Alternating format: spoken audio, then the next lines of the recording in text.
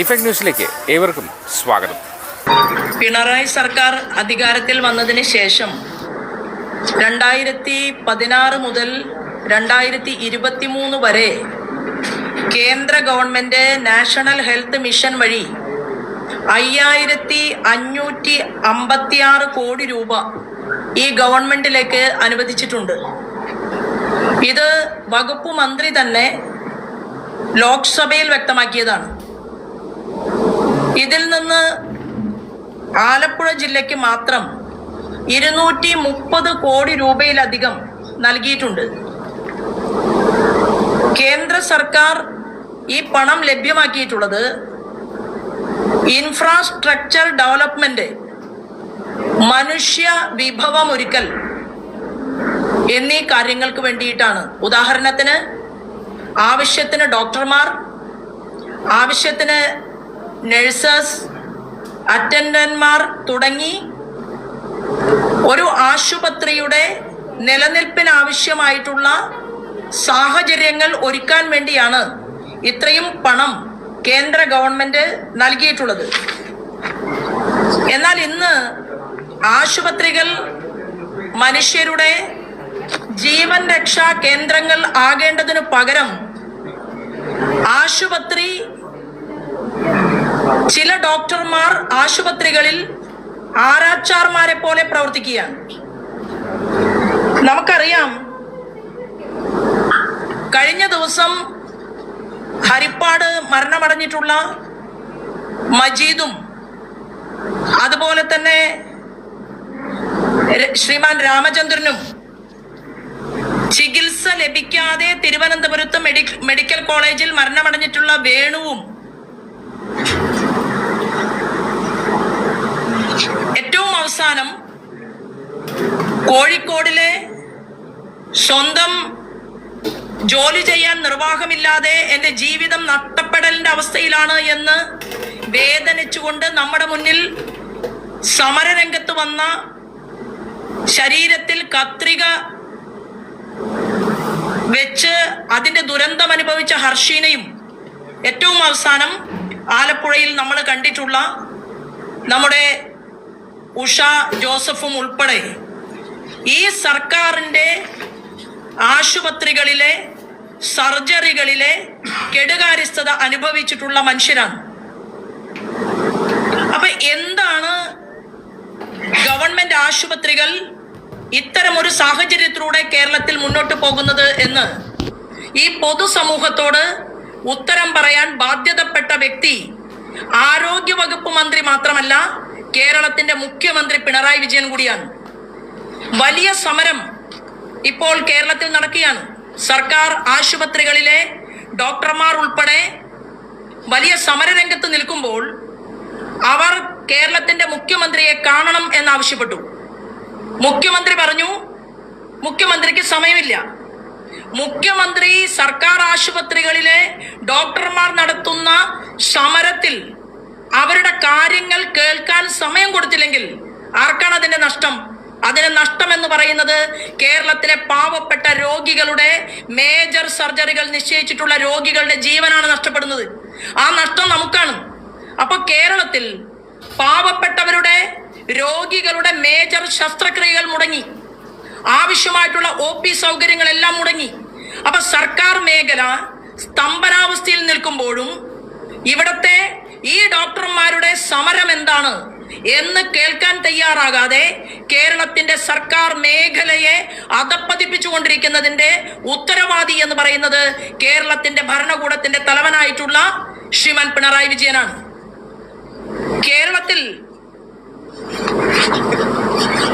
വലിയ രീതിയിൽ എപ്പോഴും പ്രസംഗിക്കും, ഞാൻ പാവപ്പെട്ടവരുടെ നേതാവാണ്, ഞാൻ പാവപ്പെട്ടവരുടെ മുഖ്യമന്ത്രിയാണ്, ഞാൻ വന്നതിന് ശേഷം പാവപ്പെട്ടവർക്ക് ഗുണകരമായിട്ടുള്ള ഒട്ടനവധി കാര്യങ്ങൾ ചെയ്തിട്ടുണ്ട്, നാടിനെ അതിദാരിദ്ര്യ വിമുക്തമാക്കിയിട്ടുണ്ട് എന്നെല്ലാം പറയുന്ന ഈ മുഖ്യമന്ത്രിയുടെ നേതൃത്വത്തിൽ ആരോഗ്യ വകുപ്പിനെ തകർക്കുന്ന, ഇത്തരത്തിലുള്ള മെഡിക്കൽ കോളേജുകളെയും ജില്ലാ ആശുപത്രികളുടെയും നിലവാരം തകർക്കുന്ന നിരവധി കാര്യങ്ങൾ ചെയ്തു കൂട്ടിയിട്ടുണ്ട്. അതായത് കാലാവധി കഴിഞ്ഞ മരുന്നുകൾ കോടിക്കണക്കിന് രൂപയുടെ സർക്കാർ ആശുപത്രികളിൽ നിന്ന് കണ്ടെത്തിയിട്ടുണ്ട്. ഒന്നാം പിണറായി വിജയൻ ഗവൺമെന്റിന്റെ സമയത്ത് PPE കിറ്റുകൾ വരെ കോടിക്കണക്കിന് രൂപയുടെ അഴിമതി നടന്നു ആരോഗ്യ മേഖലയിൽ എന്ന് കണ്ടെത്തിയിട്ടുണ്ട്. ഈ ഒരു സാഹചര്യം നമ്മുടെ മുന്നിൽ നിലനിൽക്കുമ്പോൾ ഇവിടെ വലിയ ഒരു കച്ചവടം സർക്കാർ അറിഞ്ഞുകൊണ്ട്, കേരളത്തിന്റെ മുഖ്യമന്ത്രിയും മാർക്സിസ്റ്റ് പാർട്ടിയും അറിഞ്ഞുകൊണ്ട് കേരളത്തിൽ വലിയ ഒരു കച്ചവടം അവർ നടത്തിയിരിക്കുകയാണ്. അപ്പൊ ഈ കച്ചവടം നടത്തിയിട്ടുള്ളത് വലിയൊരു കമ്പനി, ആ കമ്പനിയുടെ പേര് P1 ഇൻഫ്രാസ്ട്രക്ചർ പ്രൈവറ്റ് ലിമിറ്റഡ് എന്നാണ്. ഈ P1 ഇൻഫ്രാസ്ട്രക്ചർ പ്രൈവറ്റ് ലിമിറ്റഡ് എന്ന് പറയുന്ന ഈ കമ്പനിക്ക് 2021 വരെ നമ്മുടെ നാട്ടിൽ യാതൊരു തരത്തിലുമുള്ള ബിസിനസ്സും അവർ നടത്തുന്നില്ല. ആ കമ്പനി P1 ഇൻഫ്രാസ്ട്രക്ചർ കമ്പനി 2021 8/3/2021 2 കോടി രൂപ മാർക്സിസ്റ്റ് പാർട്ടിക്ക് സംഭാവന നൽകിയിട്ടുണ്ട്. അപ്പൊ P1 ഇൻഫ്രാസ്ട്രക്ചർ കമ്പനി 8/3/2021 2 കോടി രൂപ മാർക്സിസ്റ്റ് പാർട്ടിയുടെ പാർട്ടി ഫണ്ടിലേക്ക് നൽകുകയും 9/3/2021 വീണ്ടും ഒരു 2 കോടി രൂപ മാർക്സിസ്റ്റ് പാർട്ടിയുടെ ഫണ്ടിലേക്ക് നൽകുകയും ചെയ്തത് 2021 2021 ശേഷം ഇവിടെ കേരളത്തിൽ ആ കമ്പനി ഒരു ഉപകമ്പനിയാണ്. ബ്ലാക്ക് സ്റ്റോൺ എന്ന് പറയുന്ന അമേരിക്കയിലെ വലിയ ഒരു കമ്പനിയുടെ ഉപകമ്പനിയാണ് P1 ഇൻഫ്രാസ്ട്രക്ചർ. ആ വലിയ കമ്പനി ഈ ഉപകമ്പനിയെ മുന്നിൽ നിർത്തിക്കൊണ്ട് Blackstone owned health platform quality care to buy KIMS Kerala, കേരളത്തിലെ 10ഓളം വരുന്ന പ്രൈവറ്റ് കമ്പനികളെ അവർ വാങ്ങിയിരിക്കുകയാണ്. അപ്പൊ അതിന്റെ പേപ്പറുകൾ ഈ പത്രസമ്മേളനത്തിന് ശേഷം ഞാൻ നിങ്ങൾക്ക് കൈമാറുന്നുണ്ട്. ഇത് മാർക്സിസ്റ്റ് പാർട്ടിയുടെ 4 കോടി രൂപ മാർക്സിസ്റ്റ് പാർട്ടിക്ക് 2021 P1 ഇൻഫ്രാസ്ട്രക്ചർ കമ്പനി നൽകിയിട്ടുള്ളതിന്റെ അവരുടെ തന്നെ രേഖകളിൽ നിങ്ങൾക്ക് പരിശോധിച്ചാൽ ഓരോ മാധ്യമ പ്രവർത്തകർക്കും കാണാൻ സാധിക്കും.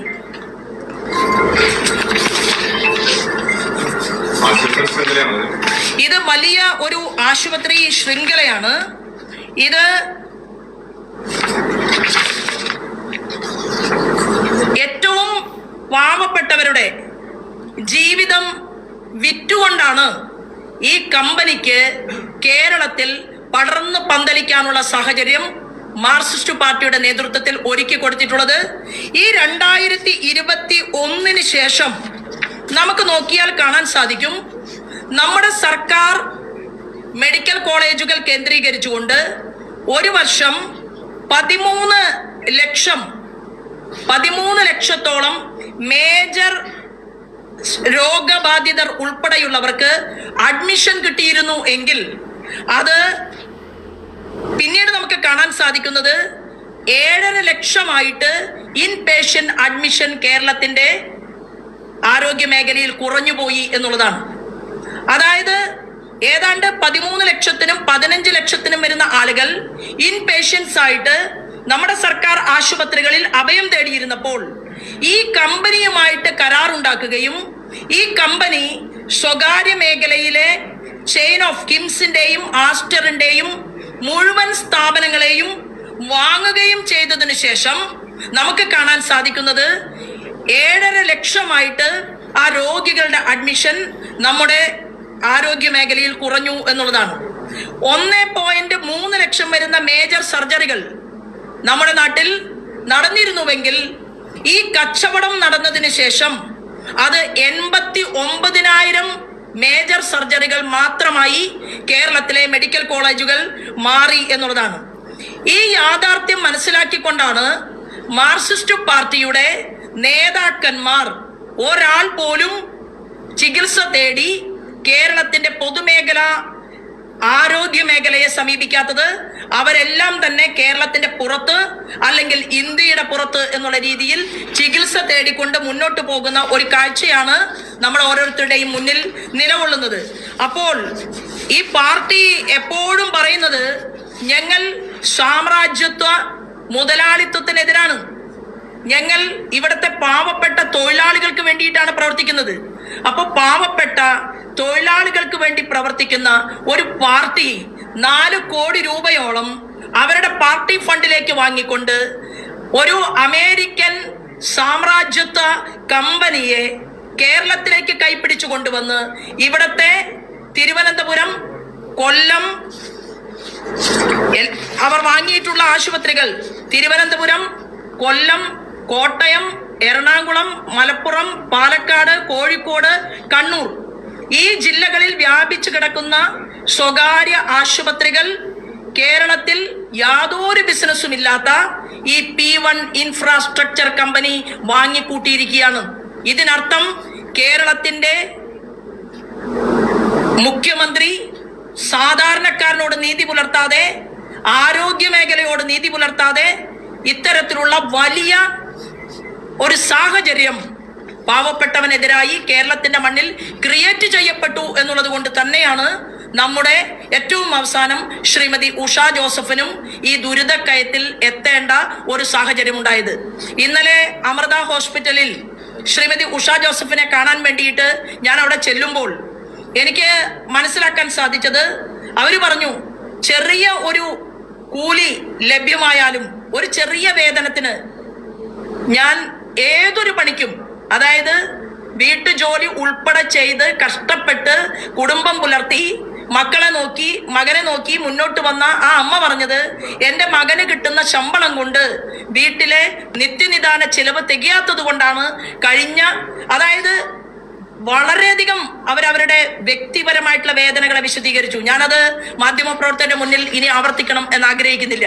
കാരണം നിങ്ങൾ ഓരോരുത്തരും അവരുടെ വേദനയും ആ കുടുംബത്തിന്റെ ദൈന്യതയും കണ്ടതാണ്.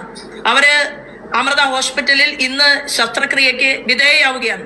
അപ്പോ യാതൊരു തെറ്റും ചെയ്യാത്ത കേരളത്തിലെ സാധാരണക്കാരനെ, പാവപ്പെട്ടവനെ, അവന്റെ ജീവിത മാർഗത്തെ, അവന്റെ മുന്നോട്ടുള്ള പ്രയാണത്തെ തടഞ്ഞു നിർത്തിക്കൊണ്ട് ഇത്തരം ഒരു സാഹചര്യം കേരളത്തിൽ മുഖ്യമന്ത്രി സൃഷ്ടിച്ചിട്ടുള്ളത് കൊണ്ടാണ് ആരോഗ്യ വകുപ്പ് മന്ത്രി അനങ്ങാപ്പാറ നയം സ്വീകരിച്ചിട്ടും അവർക്കെതിരെ ഒരു ചെറുവിരൽ അനക്കാൻ കേരളത്തിന്റെ മുഖ്യമന്ത്രിക്ക് സാധിക്കാത്തത്.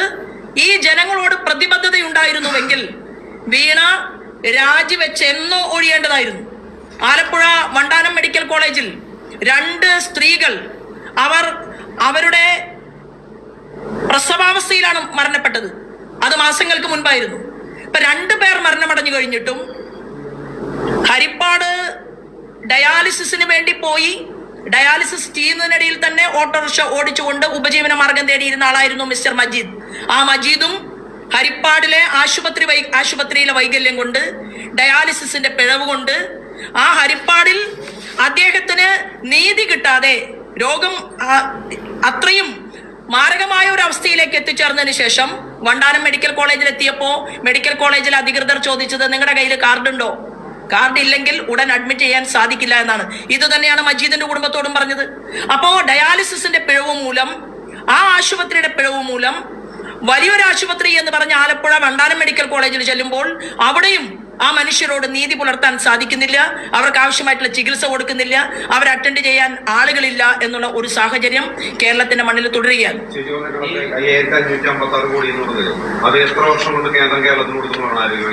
ഇപ്പോൾ ഈ 3 വർഷത്തിനകം 5556 കോടി.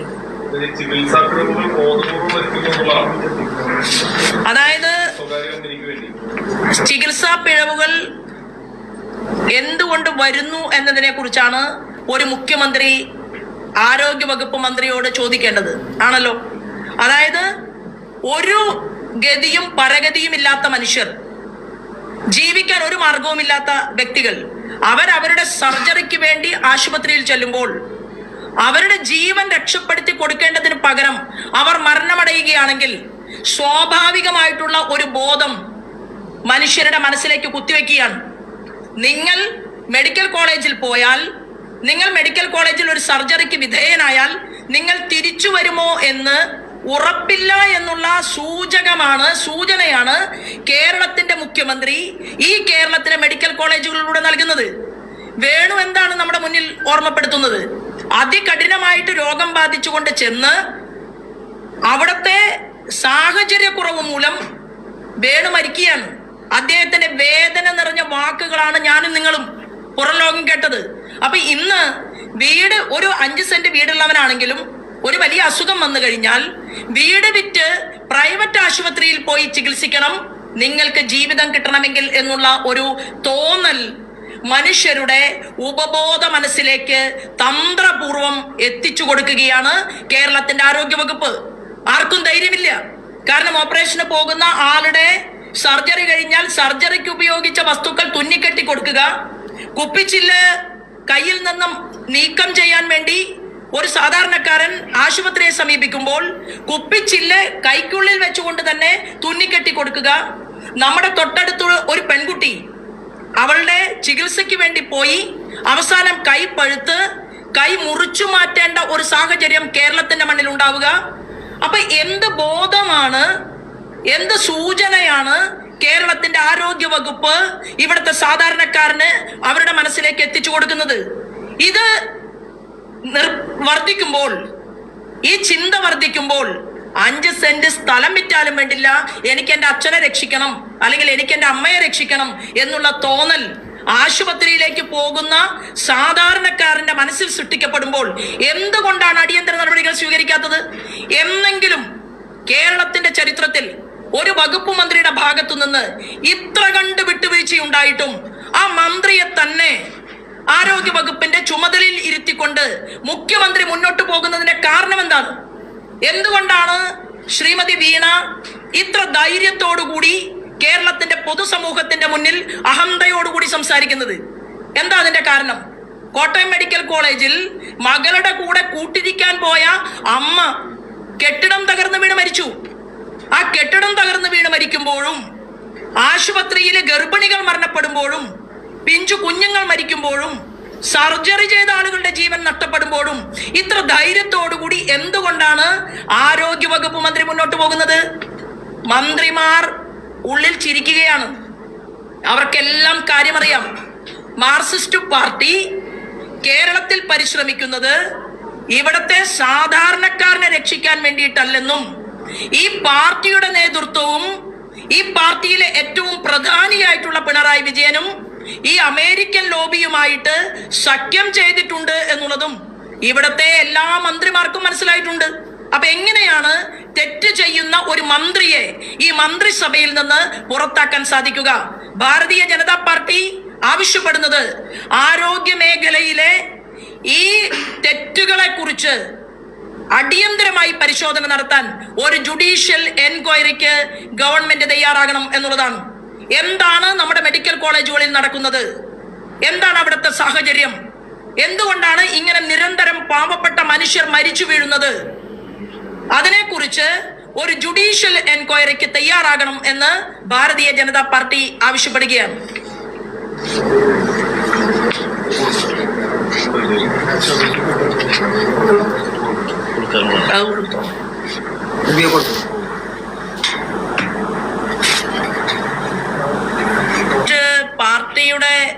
കമ്മ്യൂണിസ്റ്റ് പാർട്ടിയുടെ നയം തന്നെ അവരെപ്പോഴും പറയും, സാമ്രാജ്യത്വ ശക്തികളിൽ നിന്ന് ഫണ്ട് പിരിക്കുന്നത് മാർക്സിസ്റ്റ് കമ്മ്യൂണിസ്റ്റ് പാർട്ടിക്ക് ഏറ്റവും തെറ്റായിട്ടുള്ള ഒരു വസ്തുതയാണ് എന്നാണ് അവർ പറയാറ്. അപ്പൊ ബൂർഷ്വാ സാമ്രാജ്യത്വ ശക്തികളുടെ കയ്യിൽ നിന്ന് മാർക്സിസ്റ്റ് പാർട്ടി 2021 ഈ 4 കോടി രൂപ എന്തടിസ്ഥാനത്തിലാണ് വാങ്ങിയിട്ടുള്ളത് എന്നതിനെ കുറിച്ച് നയം സംസാരിക്കുന്ന ശ്രീമാൻ MA ബേബി പൊതുസമൂഹത്തോട് ഇതിനൊരു ഉത്തരം പറയണം എന്നുകൂടി ഭാരതീയ ജനതാ പാർട്ടി ആവശ്യപ്പെടുകയാണ്.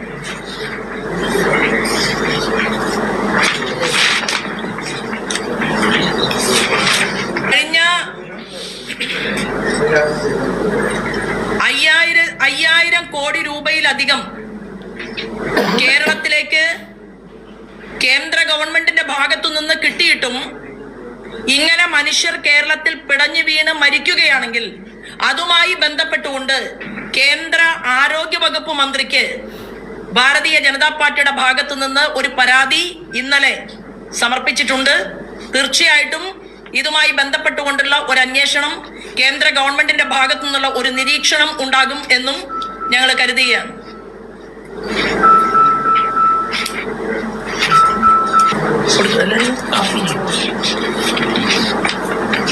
മറ്റൊരു വാർത്തയുമായി വീണ്ടും കണ്ടുമുട്ടാം. അതുവരെ എല്ലാവർക്കും നന്ദി, നമസ്കാരം.